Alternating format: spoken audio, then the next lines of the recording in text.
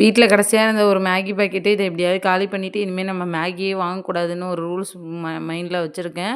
ஆனால் அது எவ்வளோ அளவுக்கு கடைப்பிடிக்கிறேன்னு தெரியல. பின்னாடி வர வீடியோஸில் பார்ப்போம். மதியத்துக்கு லஞ்சுக்கு கொஞ்சம் காய்கறிலாம் வாங்கணுன்ட்டு அப்படியே கடைக்கு போயிட்டு காய்கறி வாங்கிட்டு வந்துட்டேன். இன்றைக்கி வடை பாயசம் மாதிரி செய்யலான்ட்டு. முருகனுக்கு இன்றைக்கி திருக்கல்யாணம். சரி ஃபஸ்ட்டு வடை அதுக்கப்புறம் ஏதாவது தொட்டுக்க மட்டும் செய்யலாங்கிற ஐடியாவில் தான் வந்தேன்.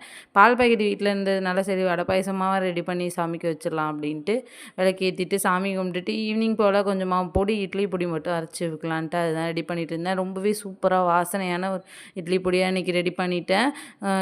கொஞ்சமாக மிளகு ஜீரகம் அப்புறம் எள் எல்லாமே போட்டு நல்லா வதக்கிட்டு கருவேப்பிலலாம் போட்டு ரெடி பண்ணியிருந்தேன். ரெடி பண்ணி கொஞ்சம் வதக்கிட்டு அதுக்கப்புறம் ஆற விட்டுட்டு திருக்கல்யாணம் பார்க்கலான்ட்டு பக்கத்தில் சிக்கல் கோயிலுக்கு போயிட்டு திருக்கல்யாணம் முடிஞ்சிடுச்சு. அதோட அதுக்கப்புறம் மொய் வாங்குறது அந்த ஆரத்தி காமிக்கிறது இதெல்லாம் பண்ணிகிட்டு இருந்தாங்க. அதெல்லாம் பார்த்துட்டு வந்துட்டு பொடியும் அரைச்சி வச்சாச்சு. நெக்ஸ்ட் வீடியோவில் பார்க்கலாம்.